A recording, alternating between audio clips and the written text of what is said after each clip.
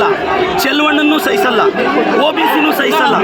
ಚಿಕ್ಕಬಳ್ಳಾಪುರ ಜಿಲ್ಲೆಯಲ್ಲಿ ಕಳೆದ 3 ಅವರಿಂದ ನೀವು ನೋಡಿದ್ದೀರ, ಒಂದೇ ಒಂದು OBC MLAನ, ಶೋಷಿತ ವರ್ಗದ MLAನ, ನನ್ನ ಕುಟುಂಬವನ್ನು, ನನ್ನನ್ನು ಏಕವಚನದಲ್ಲಿ ನೀವು ರೆಕಾರ್ಡ್ ಮಾಡಿದ್ದೀರಾ. ನಾನು ಪೇಷನ್ಸ್ ಆಗಿದ್ದೀನಿ. ಎಸ್, ನಾವು ಶೋಷಿತರು, OBCಗಳು. ನಿಮ್ಮ ಮನೆ ವಾಚ್ಮ್ಯಾನ್ ಕೆಲಸ ಮಾಡೋಕ್ಕೆ ನಾವು ಲಾಯಕ್ಕು. ನಿಮ್ಮ ಮನೆ ಕೂಲಿಗೆ ಬರ್ತೀವಿ, ನೀವು ಬಿಸಾಕೋ ಭಿಕ್ಷೆ ಅನ್ನ ತಿಂತೀವಿ, ನಿಮ್ಮ ಮನೆಗೆ ವಾಚ್ಮ್ಯಾನ್ ಕೆಲಸ ಮಾಡ್ತೀವಿ. ಒಬ್ಬ ಶೋಷಿತ ಶಾಸಕನನ್ನು, ಒಬ್ಬ OBC ಶಾಸಕನನ್ನು ನಡೆಸ್ಕೊಳ್ಳೋ ರೀತಿನ ನಮ್ಮ ಜಯಂತಿಗಳು ಯಾವತ್ತಾದರೂ ನಿಮ್ಮ ನಾಯಕರನ್ನ ನಾವು ಅವಮಾನಿಸಿದೀವ? ನಮ್ಮ ಜಯಂತಿ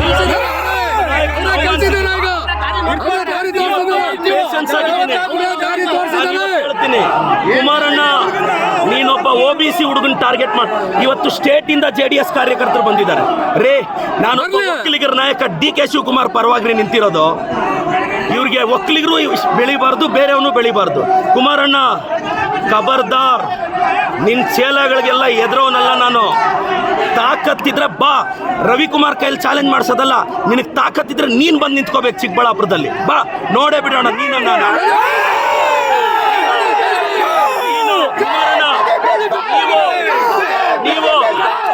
ನೀವು ಕುಮಾರಣ್ಣ, ಇವತ್ತು 1000 ಜನ ಬಂದು ನೀವು ಕಂಪ್ಲೀಟ್ ರೆಕಾರ್ಡಿಂಗ್ ನೋಡಿ.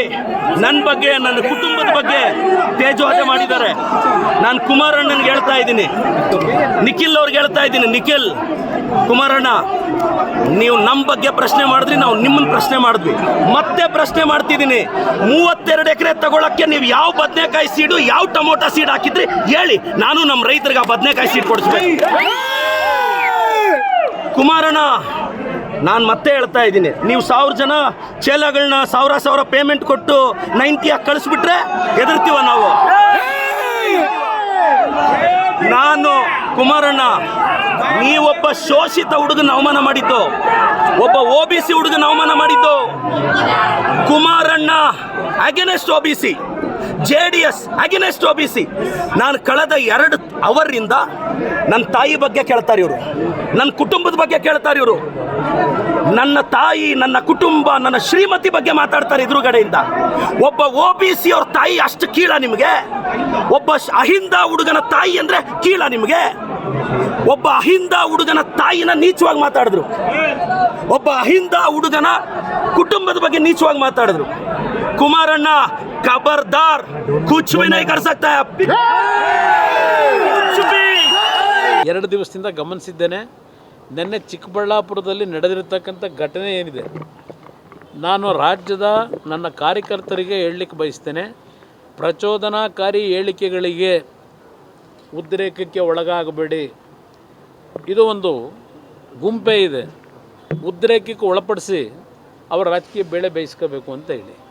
ನನ್ನ ಬಗ್ಗೆ ಟೀಕೆ ಇವತ್ತು ಹೊಸ್ದಾಗಿ ಬಂದಿಲ್ಲ. ನಮ್ಮ ಕುಟುಂಬದ ಬಗ್ಗೆ, ದೇವೇಗೌಡರ ಬಗ್ಗೆ ಇದೇನು ಹೊಸ್ದಾಗಿ ಟೀಕೆ ಮಾಡ್ತಕ್ಕಂಥದ್ದಲ್ಲ. ಇದು ನಡೀತಾ ಇದೆ, 50-60 ವರ್ಷಗಳಿಂದ ನಡೀತಾ ಇದೆ. ಅದರಿಂದ ನನ್ನ ಕಾರ್ಯಕರ್ತರಿಗೆ ನಮ್ಮ ನಾಡಿನ ಸಂಸ್ಕೃತಿ, ಒಂದೊಂದು ಬಾರಿ ಈ ಥರ ಪ್ರಚೋದನಕಾರಿ ಘಟನೆಗಳಿಂದ ನೀವೇನು ಉದ್ರೇಕಕ್ಕೆ ಒಳಗಾಗ್ತೀರಿ, ಅದು ನಮ್ಮ ಸಂಸ್ಕೃತಿ ಅಲ್ಲ.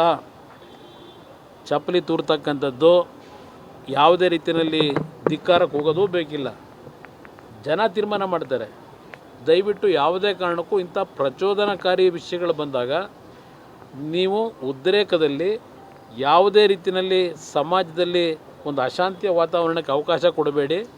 ಅದು ಏನೋ ನಿನ್ನೆ ನಡೆದಂಥ ಘಟನೆ ಏನಿದೆ, ನನ್ನ ಕಾರ್ಯಕರ್ತರಿಗೆ ಮತ್ತೊಮ್ಮೆ ಮನವಿ ಮಾಡೋದು ನಮ್ಮ ಮಾಧ್ಯಮದ ಮುಖಾಂತರ, ಇಂಥ ಒಂದು ಸಂದರ್ಭಗಳಲ್ಲಿ ನೀವು ಸ್ವಲ್ಪ ಮಾನಸಿಕವಾಗಿ ಒಂದು ಒಳ್ಳೆಯ ರೀತಿಯಲ್ಲಿ, ಶಾಂತ ರೀತಿಯಲ್ಲಿ, ಸಮಚಿತ್ತ ಭಾವದಿಂದ ಇವತ್ತು ತಾವು ಇಂಥ ವಿಷಯಗಳ ಸಂದರ್ಭದಲ್ಲಿ ನಿಮ್ಮ ನಡವಳಿಕೆ ಇರಬೇಕು ಅಂತಕ್ಕಂಥದ್ದನ್ನು ನಾನು ಎಲ್ಲ ಕಾರ್ಯಕರ್ತರಿಗೆ ಮನವಿ ಮಾಡ್ತೀನಿ.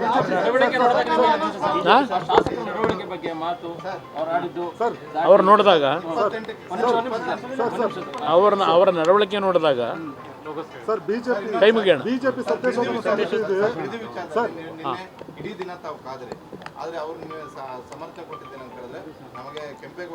ನಾವು ಇನ್ನೂ ಕಾಯ್ತೀನಿ.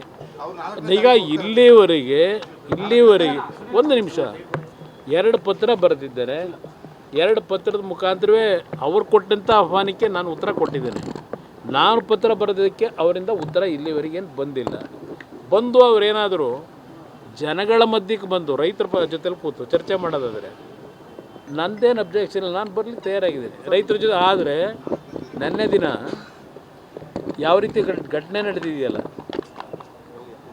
ಘಟನೆ ನಮಗೆ ರೆಡ್ ಅದಂಥದ್ದು ಕೆಂಪು ಔಟ, ಆ ರೆಡ್ ಝೋನ್ ಅಂದರೆ ಕಬ್ಬ ಅಲ್ಲಿ ಬಂದಂಥವ್ರಿಗೆ ಅವ್ರಿಗೆ ನಾನು ಇರಲ್ಲ. ಅದಕ್ಕೆಂದ್ರೆ ಕೆಲವು ಟೈಲ್ ಹೇಳ್ತಾಯಿದ್ರು, ಎಲ್ಲ ಬಂದರು, ನಾವು ಕೂಲಿ ಕೆಲಸ ಮಾಡೋರು, ನಮ್ಗೆ ಯಾವುದು ಭೂಮಿ ಇಲ್ಲ, ಏನೋ ದುಡ್ಡು ಕೊಡ್ತೀವಿ ಅಂದರು ಬಂದಿದ್ದೀವಿ, ಊಟ ಹಾಕ್ತೀವಿ ಅಂದರು ಬಂದಿದ್ದೀವಿ ಅಂತ ಪಾಪ ಹೆಣ್ಮಕ್ಳು ಹೇಳ್ತಾಯಿದ್ರು. ಆ ಕೂಲಿ ಕೆಲಸ ಮಾಡೋರನ್ನೆಲ್ಲ ಕರ್ಕೊಂಬಂದಲ್ಲಿ ಧಿಕ್ಕಾರ ಕೂಗ್ಸೋದು. ಅದಕ್ಕೆ ಪಾಪ ಬಂದವ್ರಿಗೆ ಭಾಳ ಜನಕ್ಕೆ ವಿಷಯವೇ ಗೊತ್ತಿಲ್ಲ. ಬಂದು ನಾನು ನನಗೆ ಆಹ್ವಾನ ಕೊಟ್ಟರೆ, ಅಲ್ಲಿ ರೈತರ ಸಮ್ಮುಖದಲ್ಲಿ ಆಹ್ವಾನ ಕೊಟ್ಟರೆ, ಯಾರು ನಿಜವಾದ ರೈತರು ಖಾತೆ ಹೋಲ್ಡರ್ಸ್ ಇದ್ದಾರೆ ಅಲ್ಲಿ ಕೂತ್ಕೊಂಡು ಚರ್ಚೆ ಮಾಡೋದಕ್ಕೆ ಈಗಲೂ ಕರೆದ್ರೆ ಅವ್ರು ಯಾವಾಗ ಕರೆದ್ರೂ ಅಲ್ಲಿಗೆ ಬರ್ಲಿಕ್ಕೆ ತಯಾರಿದೆ.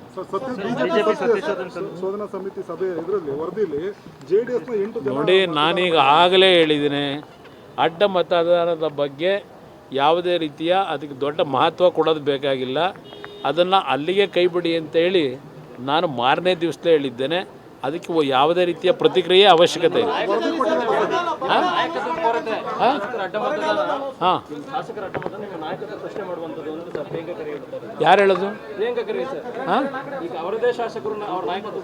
ಅಯ್ಯೋ, ಅವ್ರ ಪಕ್ಷದಲ್ಲಿ ಏನೇನಾಗಿದೆ, ಅವ್ರ ಪಕ್ಷದಲ್ಲಿ ಏನೇನಾಗಿದೆ, ಯಾವ ಸಂದರ್ಭದಲ್ಲಿ ಏನೇನು ಚರ್ಚೆ ಕೊಟ್ಟವ್ರೆ, ಎಷ್ಟು ಜನ, ಎಷ್ಟು ವ್ಯಕ್ತಿಗಳು, ಬೇರೆ ರಾಜ್ಯದ ಬೇಡ, ಕರ್ನಾಟಕದೊಳಗೆ ಸಿದ್ದರಾಮಯ್ಯವ್ರ ಮುಖ್ಯಮಂತ್ರಿ ಇದ್ದಾಗ ನಾಟಕ ನಡೀತಲ್ಲ 3 ವರ್ಷದಿಂದ, ಆಗ ಯಾರ್ಯಾರು ಏನೇನು ಹೇಳಿಕೆಗಳು ಕೊಟ್ಟರು, ಅವರಲ್ಲಿ ಎಷ್ಟು ವಿಶ್ವಾಸ ಇತ್ತು. ಈಗ ಕೇಳ್ತೀನಿ, 10 ಜನ 12 ಜನ ಮಂತ್ರಿಗಳಿದ್ದೀರಲ್ಲಪ್ಪ, ನಿಮ್ಮಲ್ಲಿ ಏನಾದರೂ ವಿಶ್ವಾಸ ಇದೆಯಾ? ನಿಮ್ಮ 13 ಜನದಲ್ಲಿ ಕ್ಯಾಬಿನೆಟ್ನಲ್ಲಿ ನಿಮಗೆ ವಿಶ್ವಾಸ ಇಲ್ಲ, ಒಬ್ರಿಗೊಬ್ಬರಿಗೆ ವಿಶ್ವಾಸದ ಕೊರತೆ ಇದೆ. ನಿಮಗೆ ಯಾವ ನೈತಿಕತೆ ಇದೆ? ಪ್ರಿಯಾಂಕಾ ಖರ್ಗೆ ಸ್ವಲ್ಪ ಮಾತು ಕಡಿಮೆ ಮಾಡಿ ಕೆಲಸ ಮಾಡಲಿ. ಹೋಮ್ ಮಿನಿಸ್ಟ್ರಿ ಏನಿದ್ದಾರೆ ಕೆಲಸ ಸರಿಯಾಗಿ ಮಾಡಲಿ. 2 ಖಾತೆ ಇಟ್ಕೊಂಡು ಬರೀ ಹೇಳಿಕೆ ಕೊಟ್ಟರಾಗಲ್ಲ, ವೀರಾವೇಶದ ಮಾತು. ಅದರಿಂದ ಮೊದಲು ಹೋಮ್ ಮಿನಿಸ್ಟ್ರಿನಲ್ಲಿ ಏನೇನು ಸಮಸ್ಯೆಗಳಿದೆ, ಅದಕ್ಕೇನು ಮಾಡಬೇಕು ಅನ್ನೋದು ಅದರ ಬಗ್ಗೆ ಗಮನ ಕೊಡಲಿ. RSS ಬಗ್ಗೆ ಇನ್ನೊಂದು ಬಗ್ಗೆ ನಾವು ಮಾತಾಡಿದ್ದೀವಿ ಬೇಕಾದಷ್ಟು ಸಲ. ಆದರೆ ಅದು ಬಿಟ್ಟು ಇವತ್ತಿಲ್ಲೇನಿದೆ ಪರಿಸ್ಥಿತಿ, ಅದನ್ನು ಸರಿಪಡಿಸೋದಕ್ಕೆ ನಿಮ್ಮ ಹೋರಾಟ ಮಾಡಪ್ಪ.